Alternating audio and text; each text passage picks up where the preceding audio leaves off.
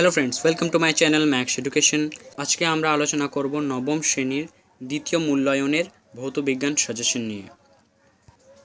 অধ্যায় মৌলের ধারণা। এখান থেকে কয়েকটি গুরুত্বপূর্ণ সাজেশন আমি তোমাদেরকে দেবো, যেটি তোমরা একটু ভালো করে দেখবে, তাহলে তোমাদের পরীক্ষার মধ্যে তোমরা কমন 100% পেয়ে যাবে। তো চলো বেশি কথা না বাড়িয়ে ভিডিওটিকে শুরু করা যাক। চলো তাহলে প্রশ্নগুলো দেখা যাক। প্রথমে আছে আমাদের মৌলিক অণু কাকে বলে, তারপর AMU কি, তারপর গ্রাম আণবিক আয়তন বা মোলার আয়তন কাকে বলে, তারপর প্রমাণ চাপ ও উষ্ণতায় 48 গ্রাম অক্সিজেনের আয়তন কত।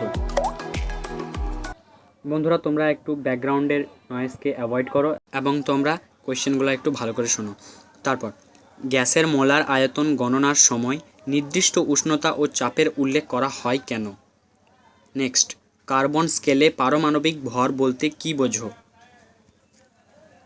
তারপর 20 গ্রাম ক্যালসিয়ামে পরমাণুর সংখ্যা কত। নেক্সট, 51 গ্রাম অ্যামোনিয়া সমান কত গ্রাম অণু অ্যামোনিয়া, এতে অ্যামোনিয়ার সংখ্যা কত। চলো তার পরের পেজেরগুলো দেখি।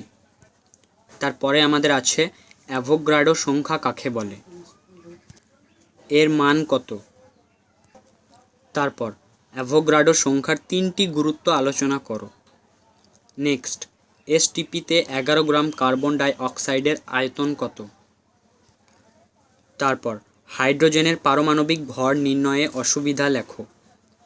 নেক্সট, কাপড় কাচার সোডার সংকেত ভর নির্ণয় করো। এবার আমি তোমাদেরকে 2টি কোয়েশ্চেন এক্সট্রা দিতে চাই, যেগুলি আসার সম্ভাবনা খুবই রয়েছে। তো চলো ওইগুলো দেখে নেওয়া যাক। 1. ম্যাগনেসিয়াম ক্লোরাইডের আণবিক ভর 95, উক্তিটি কি ঠিক? ব্যাখ্যা করো। 2. অধিকাংশ মৌলের পারমাণবিক ভর ভগ্নাংশ হয়, উদাহরণ দিয়ে ব্যাখ্যা করো। এইগুলি ছিল তোমাদের ভৌতবিজ্ঞানের মৌলের ধারণা চ্যাপ্টার থেকে সাজেশন। আই হোপ কি ভিডিওটি তোমাদেরকে ভালো লেগেছে। যদি ভিডিওটি ভালো লেগে থাকে তাহলে একটা লাইক এবং সাবস্ক্রাইব করে দাও, এবং পরবর্তী সাজেশনের জন্য তোমরা আমাকে কমেন্টে জানাতে পারো।